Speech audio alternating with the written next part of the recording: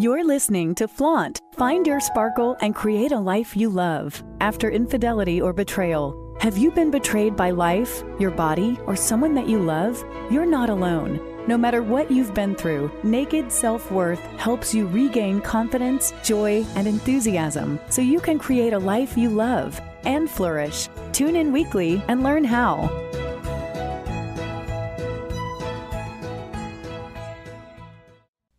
Hello, welcome to Flaunt. Find your sparkle and create a life you love after infidelity and betrayal. Today, we're going to talk about reasons why they stay. And when I mean reasons why they stay, I mean me, I mean you, but I also mean that on a much broader scale. I mean that in terms of some of these political wives that we have seen in the media throughout the years, such as like Hillary Clinton and Bill's famous cheating scandal.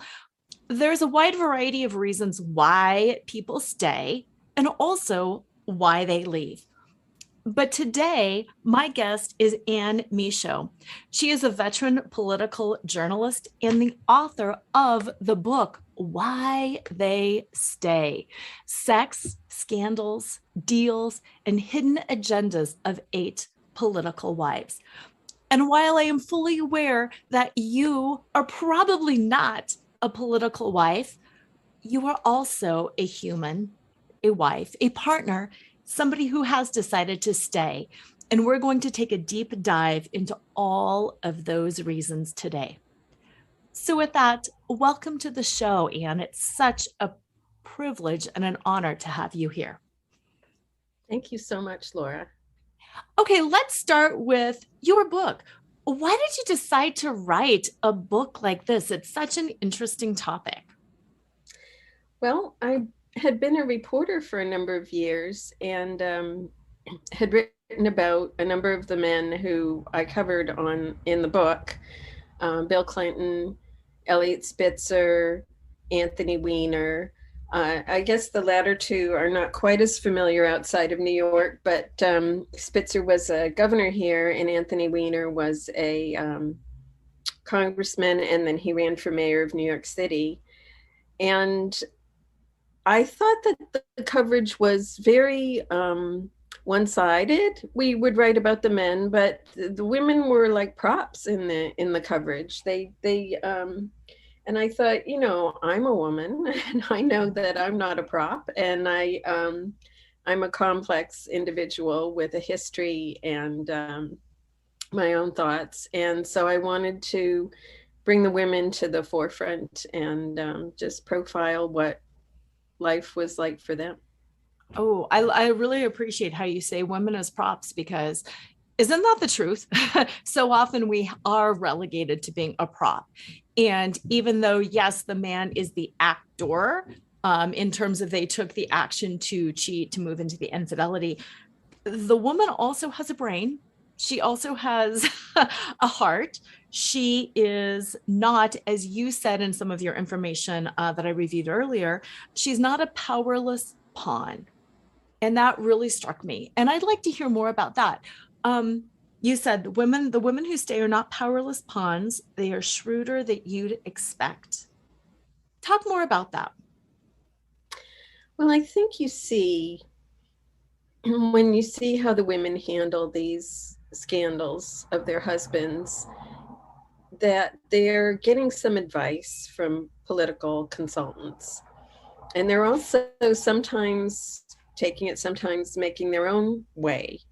And for example, I think when Hillary Clinton and Bill was running for president and a scandal came out about him, she went on 60 Minutes and she said, I love him. I think he'd make a great president.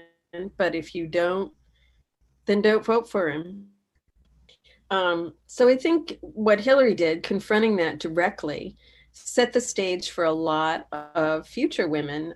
You would see, for example, Huma Abedin, who was Anthony Weiner's wife. They went in front of the press in New York City, and she said pretty much the same thing. I love him, and I think he'd make a great mayor. or in the case of Silda Spitzer, she just stood to the side of her husband, which I guess in political, not spoken, but at least acted out, that a show of support. But I think you also see other women make different decisions. For example, Wendy Vitter, who is the wife of a former US Senator, David Vitter from Louisiana. David, his name was found in the records of a woman who was known as the DC Madam, and he had been frequenting her. The two of them went to one press conference, and Wendy Vitter said, I'm speaking to you journalists, as a mom, and I hope that you can let us have a nice summer with our family and not just be pestering us. And the two of them never addressed it again in front of the press. I mean, she just, as far as I could see, really shut it down. So I think there's a range of how women are dealing with this, whether they stay or not. I mean, they're definitely making some of the decisions about how to confront these allegations, and whether to speak about it again or just say, that's over, I've dealt with it, I'm not answering any more questions. Mm-hmm, mm-hmm. I like how you said it's a range, because it is. I mean, human behavior is in a range. We all deal with things differently. Some people are public, some people are private. But what I really, really wanted to, hone in on was the fact that women are people too. And even though we have been victimized, or some people have been victimized by their husband's actions, we don't have to play the role of the victim. And we are not at the will of our husband, our partner, the press, our family, our career, anybody. And that's what I really appreciated about your work. Not only do you showcase the fact that women have intellect and free will, but it's also, it's characterized in such a way that it's not shrewdness with the negative connotations, that I'm going to take and I'm going to get and I'm going to, show them and hurt them. It's, hey, this is my life. Mm-hmm. And I get to call the shots. Yeah, I was very much interested in not writing a tell-all, let's embarrass these people type of book. It was much more to look at them in a human way. I mean, as moms, as daughters, as wives. Mm-hmm. I went through and talked about how each couple, both the man and the woman, how they were raised, how they met each other, and what their children took away from the difficulties that they had in their lives. Which is beautiful, because isn't that what life is all about? Overcoming, facing things, and taking something away from it and not letting ourselves be ruined, be broken forevermore. Absolutely. I agree with you on that. Yeah.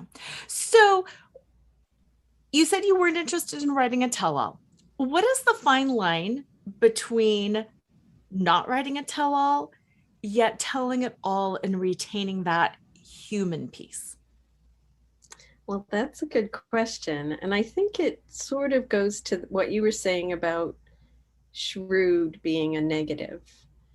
I don't cast their decisions in a negative light.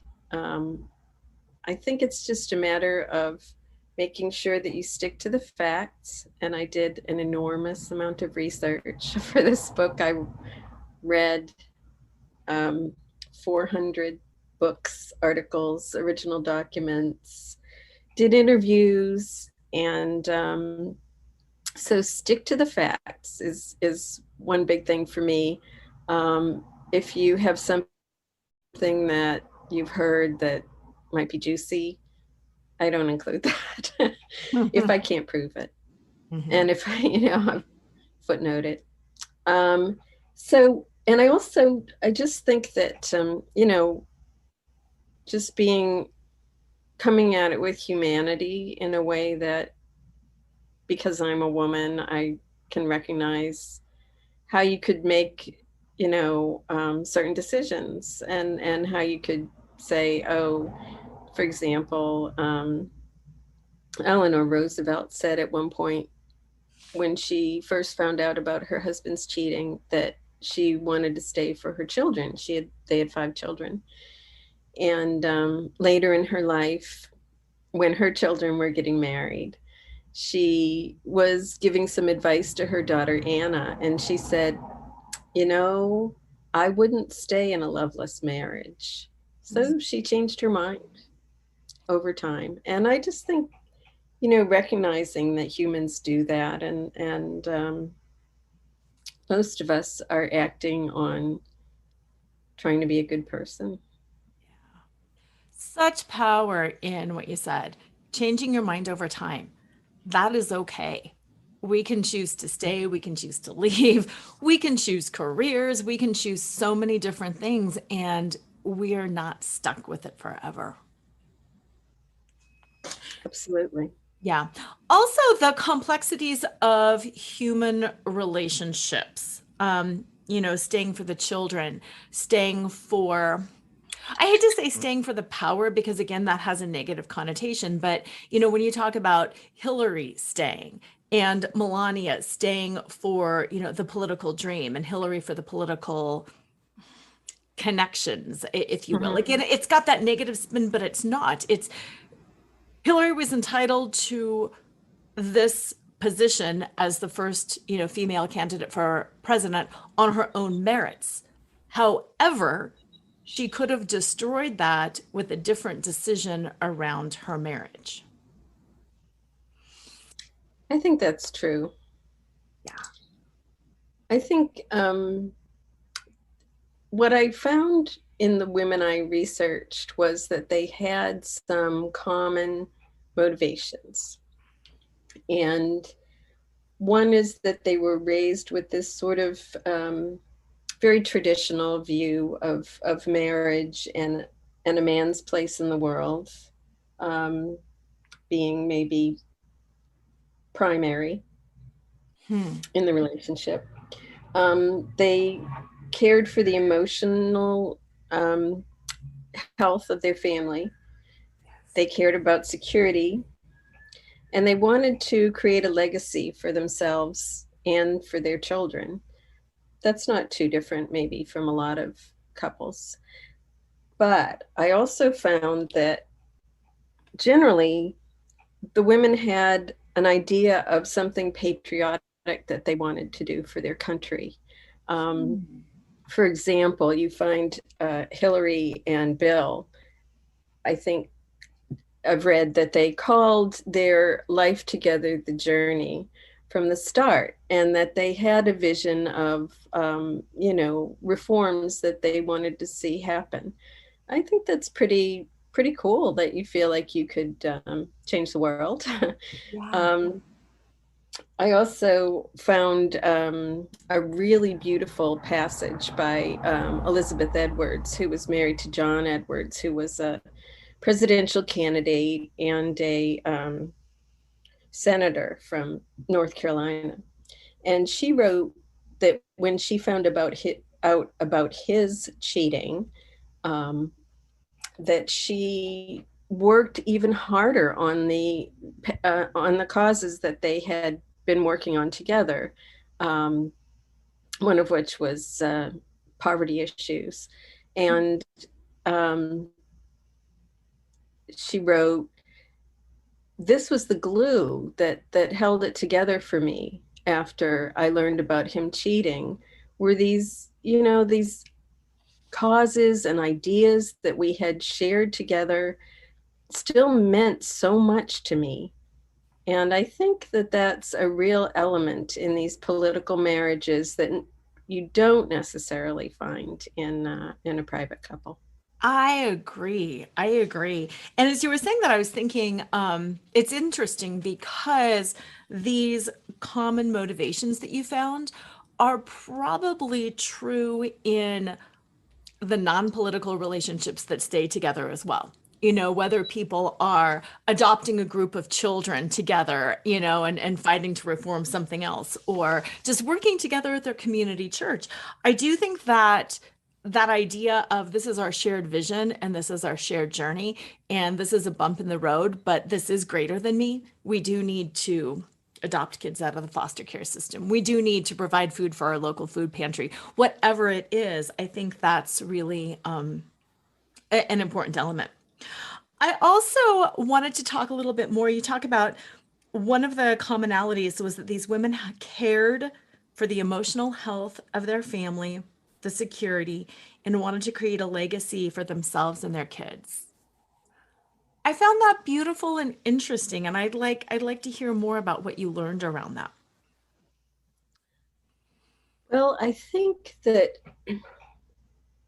this really surprised me, and as a finding, and I really have seen it since I recognized this in these women. I've seen it again and again.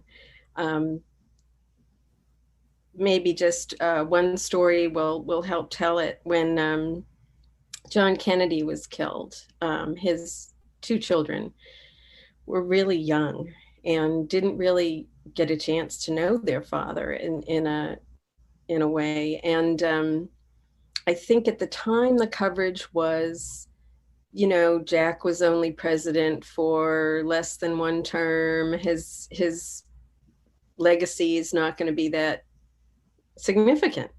And Jackie just absolutely would not stand for that. She said she started inviting people who had known her husband in political life and friends, and they would come over to dinner and they would tell stories to the children about their dad. And she also began, there was a performing arts center going up in Washington, D.C., and she began raising money for that and had it named after her husband. She helped start the Kennedy Library in Boston, helped get Cape Canaveral renamed for her husband. I mean, there was, and she invited a journalist, Theodore White, over and said, our marriage and our time in office was sort of like Camelot. So she created all this mystique around her husband and his life, and very consciously saying, he's not going to be forgotten. And this is our legacy. Wow, that's powerful. So what got you excited about doing this project in the first place? Because it is kind of an unusual thing. I had wanted to write since I was a little kid. When I was in 5th grade, I read Little Women, and I just thought, this is wow. I was very excited about that. So, but I wanted to also make a living, and so I went into being a newspaper reporter, and always had in the back of my mind, it would be great to write a book. And I had written a proposal for something about how to combine work life so that it's a little bit easier for working parents, what some supports that government could offer or that employers could offer, and some ways that parents could think about combining work and life so that it wasn't quite so exhausting. Yeah. And that proposal didn't sell, but I got an agent, and she said to me, Hillary Clinton might be running for president. This is 2014. And why don't you write a book about why women stay with their husbands? And I said, that sounds fabulous to me. And so I did write that. And I felt as though, at the time, we were all still wondering why Hillary stayed with Bill. And that book was the first edition. and came out in 2017. And then I went around speaking to libraries and other groups about my book, and everybody would say to me, "What about the Trumps?" And so I wrote a substantial chapter on the Trumps and put that into the second edition, which came out in June. Okay, that makes sense. So do you have any personal connections with yourself or your family around infidelity? Is there a personal calling around this at all? No, people ask me that every time. And I guess I could only say I have sort of an oppositional, my husband and I are pretty strongly committed to being faithful to each other. That's good. That's good. You're very blessed around that, fortunate around that. So Thank you. yeah, because I do think it's interesting.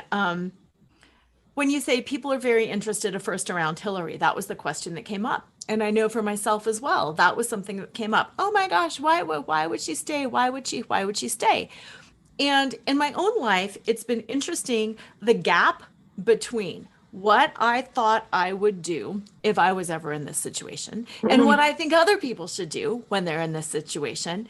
And whoa, the reality of facing that situation when it's a situation that most of us never dream we will have to face. And yeah, we do have a lot of opinions and judgments, and then it happens and you go, whoa, that's not what I thought.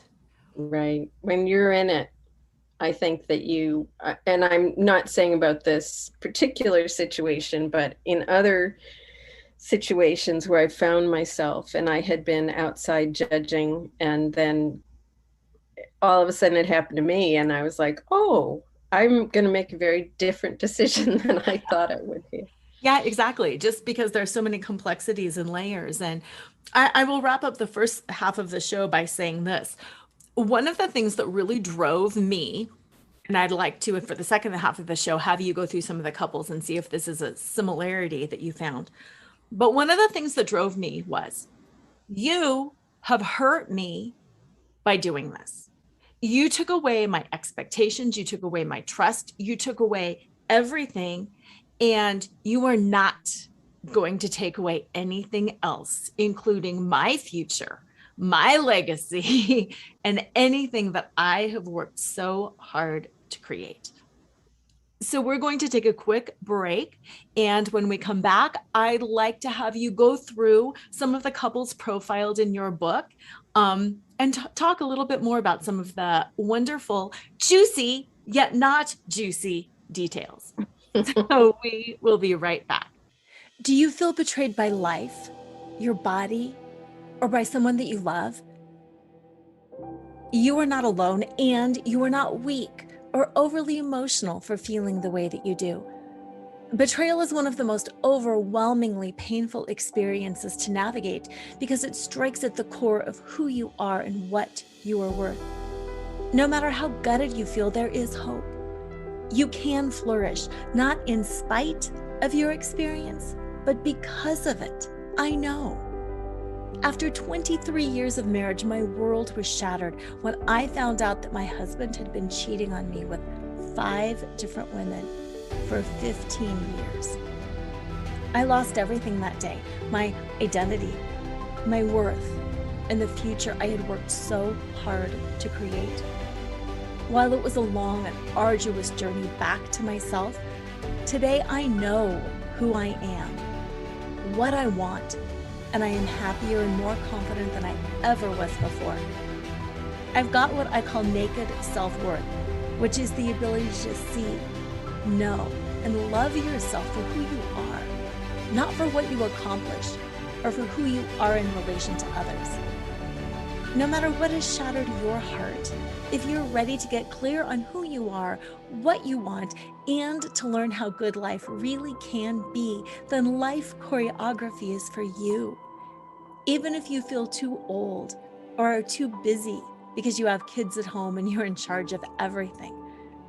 Life Choreography is a comprehensive 5-month, 5-step program that empowers you to strip out of your labels, roles, and scripts and to reveal yourself as you are, not as you think you should be.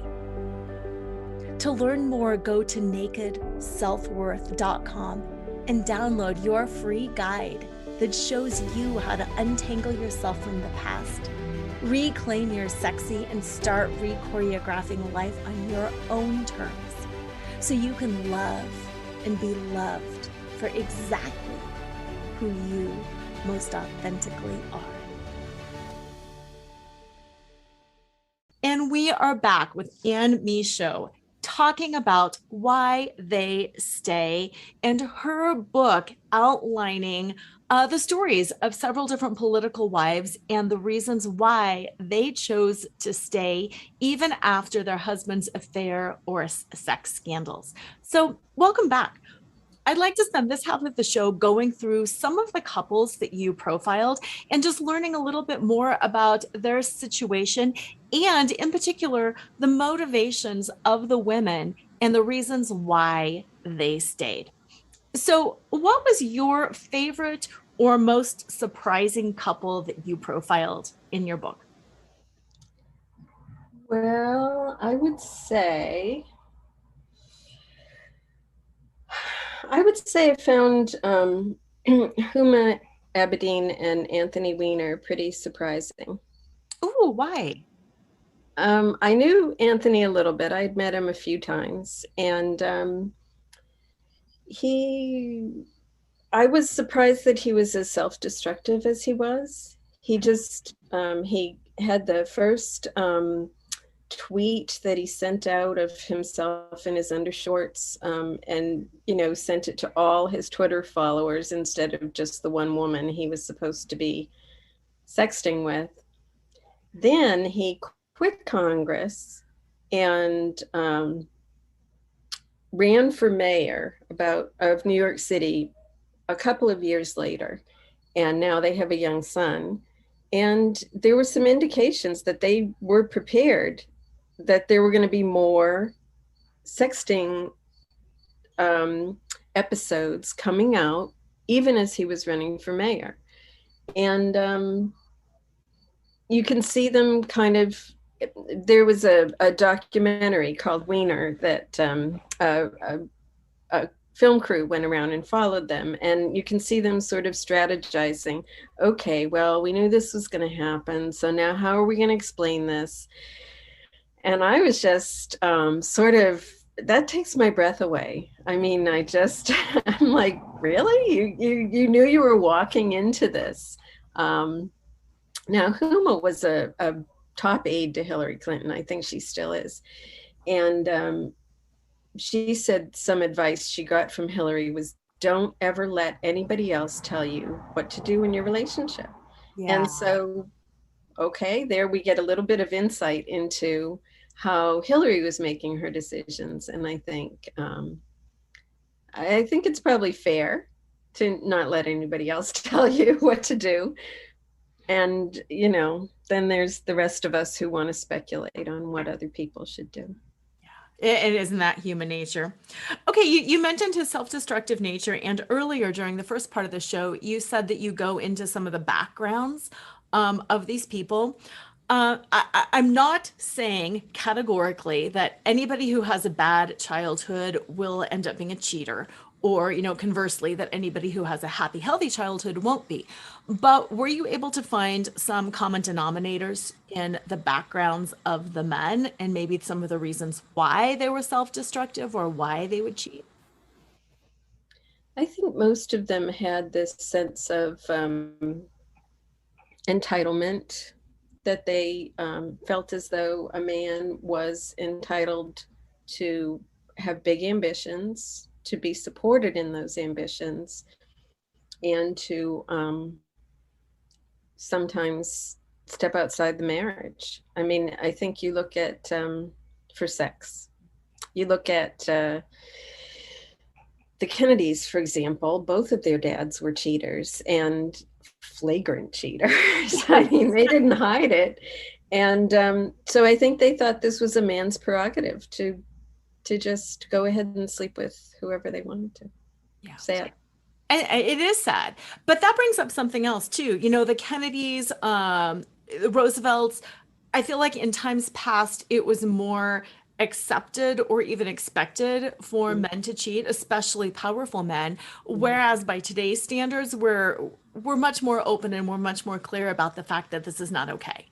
Mhm. What were some of the differences, if any, between some of the stories from, you know, say the 60s and earlier versus Hillary, Melania, some of the more recent wives? I found, especially with those two you just mentioned, Hillary and Melania, that they had an indication before they married their husband that the husband would cheat. And I think there's sort of a famous story about Melania and Donald were dating. She broke up with him because she found out that he was seeing someone he used to see, another woman, and they broke up for a while. Then obviously they got back together and got married. And I think I'm not straying too far or being too speculative to say that I think they probably had a deal that he would just keep it quiet. If he was going to cheat, it wasn't going to be something that she had to deal with right in her face like that. Mm, yeah, that makes sense. Now, I know as a journalist, you are used to suspending your own opinions and reporting on the facts. And you had mentioned earlier too that, you know, you really wanted in the writing of this book to document and to make sure everything was very factual.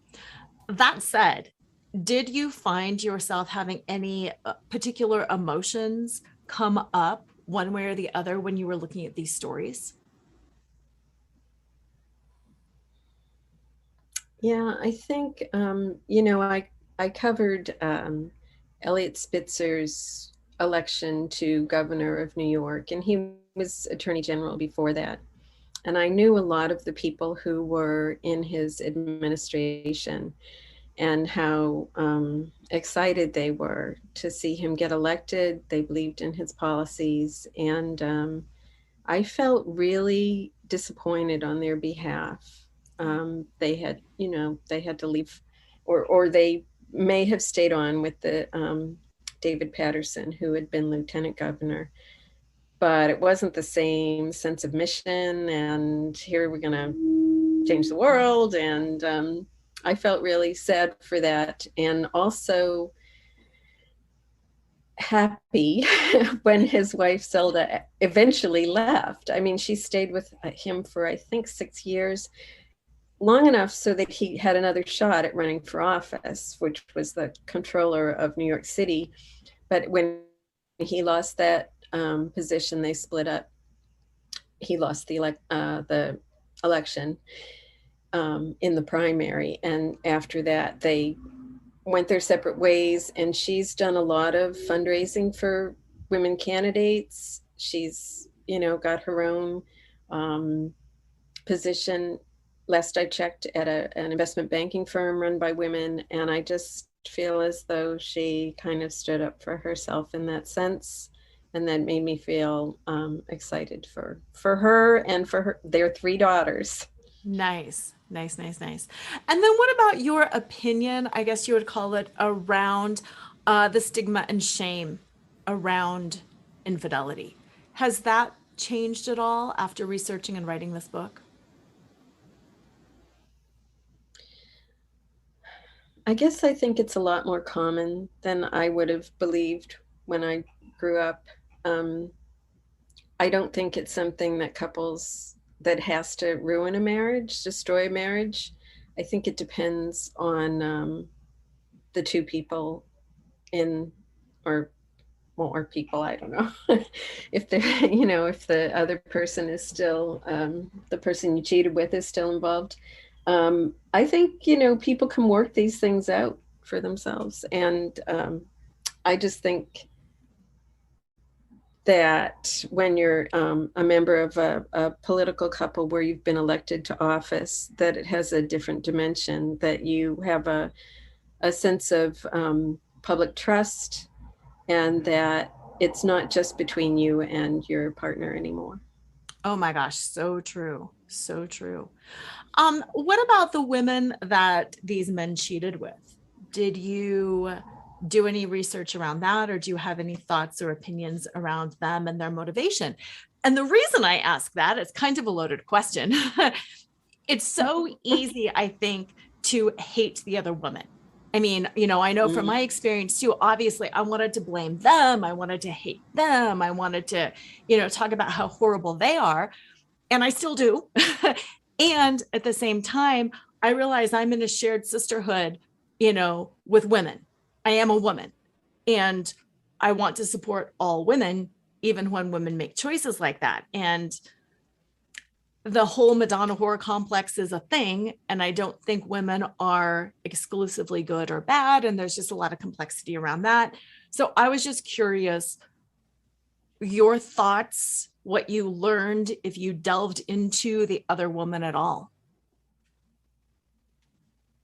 I really didn't. I know that in my life, personally, I choose to walk away from compromising situations if a man is married. Yeah. No, I agree. So that never really even came up in motivation for the other woman to stay or not stay. That just kind of wasn't a thing in your research. I don't really even know the identities of a lot of the women. I think, as far as Bill Clinton's affair with Monica Lewinsky, I thought a lot about her. Yeah. She was a kid. I know. Her TED Talk just blew me away. And having kids her age, it's horrifying. I have kids her age too. And I'm like, I've heard people, for example, they talk about the legislators who go up to Albany in New York, which is the state capital. They say, oh, what's north of Bear Mountain stays north of Bear Mountain. And this whole idea that you could have a fling with an intern or something. And I'm like, do not ask my daughters to go up there. No. I just think, there's got to be some sense of care. These aren't just sexual beings. They're also young women that, we have a responsibility for as older people. I don't know. I guess I'm very old-fashioned and corny in that sense, but that's my belief. No, you're right on, because I remember when the whole, Clinton, Monica Lewinsky, she was vilified. I mean, she really was vilified. And at the time I was closer to her age, so I had a different perspective. But yeah, now being an adult, living life, oh my gosh. I mean, I cried during her TED Talk, realizing what we as a society put her through, and our tendency to blame the other woman is truly horrifying, because again, we're all just people, for good, for bad, for right, and for wrong. And yes, we have an obligation to protect our young, whether it's our young boys saying, don't do this, or our young girls. Right. Saying, yeah. Mm-hmm. So that kind of leads me to my next thought, around that obligation. What do you think about our obligation as humans going forward to have difficult discussions? Is this something that we can kind of fix and get a better handle on? Or do you think this is just human nature and that it's never going to change? People will always be unfaithful.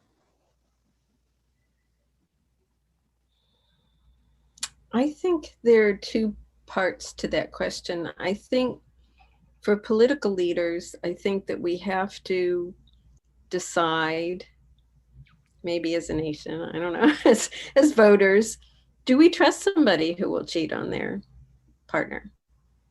Do we think that says something about how they treat women in general, or men, if it's the other way around? So that's one question. And I think the other question is, are we more accepting of infidelity than we used to be? And I think that's definitely yes. I think there's a lot of questioning around married for life type of things that I see more of it now than I used to when I was younger. So I think it's okay to to have different ideas about what makes you happy. Mm-hmm. Yeah. And then in the political realm, as well as in the personal realm, how much do you think it matters as far as reputation or damage control when the betrayed partner stays and when they go? I think the conventional wisdom has been that we need, the woman to stand beside the guy and vouch for him. But there's not that, like, I go back to the story of when Ted Kennedy was running for president, and he had an estranged wife, Joan, and she came out on the campaign trail with him because they had to present this family image. I don't think you see that anymore. I think that we're very, as a nation, very accepting of people who've been married a few times, or maybe have a same-sex partner. I think that, that's changed a lot. Yeah. And then the last question around that is, what's the difference between like a sex scandal and some other kind of a scandal, if there is one? Do you think there's a difference in perception around that?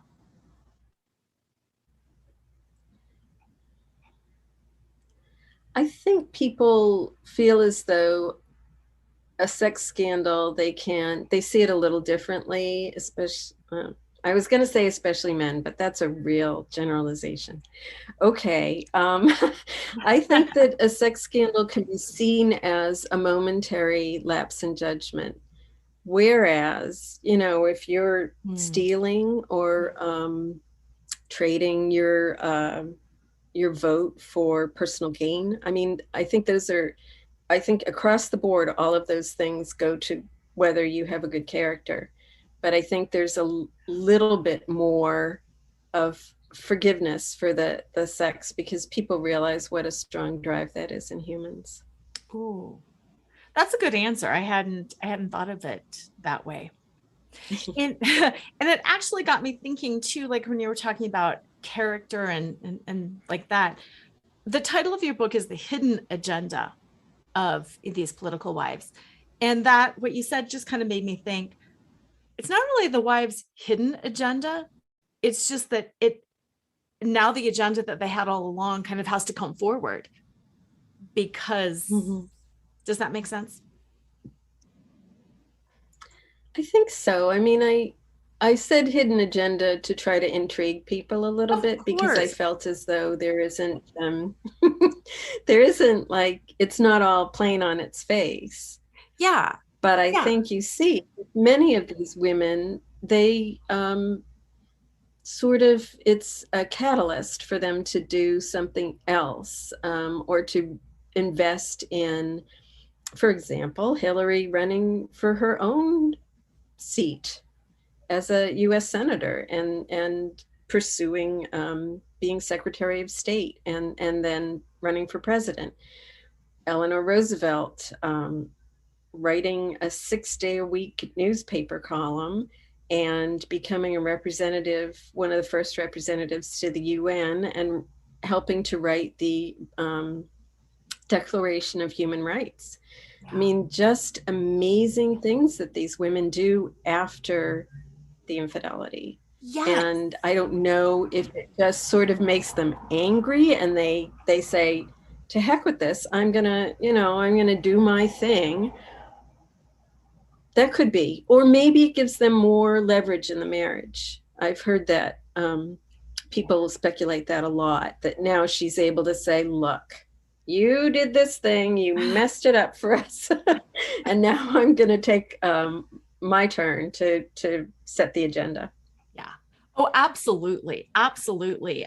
All of that. I know for me personally too, it was that moment where I always had the plan for my life, but I was always in partnership.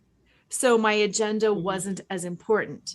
And then all of a sudden, when I realized, wait, I'm the only one in this partnership in the way that I think I am, it was a catalyst. And it makes you get very clear on who am I? What is my character? What am I going to do going forward? And now is your turn. You are with me or you're not. But this is the way it's going to be going forward. So yeah, it did end up being a very big blessing. I was going to say there's some good that and I don't mean to minimize the pain, but I think that you do see some good come out of these dark times. I agree. Whatever kind of a dark time it is, there's always the opportunity for good, because it does make you really clear about what you want. Mm-hmm. Mm-hmm. So where can people learn more? Where can they find this book? Where can they reach out, contact you, ask questions, whatever? Where can they find this book? Well, I have a website where you can hit contact, and I will see what you're writing. And it's annemichaud.com, all one word. I'm on Twitter as myself, and Facebook and Instagram, usually just, under my name. Mm-hmm. And then where are you going from here? Because at first it was Hillary. Now you've added in different layers. What's next for you? Well, I think that I'd like to do something again around women, but not necessarily about infidelity. I'm researching some ideas about how people have used involuntary commitment to mental asylums to steal their partner's wealth, or that sort of thing. So, oh my gosh. So wow. So do you have I'm like, now I'm all in. Now we need the real conversation to get going. So is that a thing? Has that happened? Well, I was surprised when I researched the Roosevelts that their son Elliot tried to have his fourth wife committed so he could take her money and marry someone else. And he was unsuccessful because she discovered the plot and thwarted it somehow. I haven't completely researched it, but I told my sister about this, and she said, oh yeah, that happened a lot. So I'm like, okay, I'm going to check this out. So it's really just the kernel of an idea right now, but that's where I'm going next. That's exciting. That's really exciting. And I love the focus on women. Mm-hmm. I think there's a lot of stories around women and things that have either happened to women or places where women have stepped into and owned their power that have not been told. And right. It's a really interesting dynamic because you're always dealing with questions of power, I think. Yes. And isn't that so what it's all about? Power, the power that we don't have and the power that we do have. The power that's taken and the power that we take back. So right. Yeah, very fascinating. Well, thank you so much for being with me today, for sharing your words of wisdom and teasers about your work with my audience. I know it's a slightly different audience for you, but I think as a group of women who have been betrayed, I think we will find this book even more fascinating because it will validate us and our journey and our reasons. Mm-hmm. Whether we stay or whether we go, it gives us a voice. It takes us out of that role of pawn, as you had mentioned earlier, and gives us our power back, which is enormously important for anybody who has had their power stripped away, whether through infidelity or anything else. So thank you again, Anne. Listeners, check her out, annemichaud.com. I will put the link in the show notes and find her book. It's available pretty much wherever books are sold. I think you'll find it highly enjoyable. Have an amazing week. And as usual, always remember to flaunt exactly who you are, because who you are is always more than enough. To all the women who have cried in the shower, smiled when they wanted to scream, and couldn't wait to get home and unhook their bra, Flaunt is the definitive guidebook on how to get back in touch with who you are underneath your labels, roles, and scripts. Fall in love with yourself right now. Breathe life into the dreams you left behind and live each day with uninhibited joy. Pick up a copy of Laura Cheadle's #1 best-selling book, Flaunt. Drop your cover and reveal your smart, sexy, and spiritual self wherever books are sold. It's available in print, digital, and audio formats and comes with 2 downloadable meditations. Tune in next time to Flaunt. Find your sparkle and create a life you love after infidelity or betrayal with radio host and live choreographer Laura Cheadle every Wednesday at 7 a.m. and 7 p.m. Eastern Time on syndicated Dream Vision 7 radio network. Develop naked self-worth and reclaim your confidence, enthusiasm, and joy so you can create a life you love and embrace who you are today. Download your free Sparkle Through Betrayal Recovery Guide at nakedselfworth.com.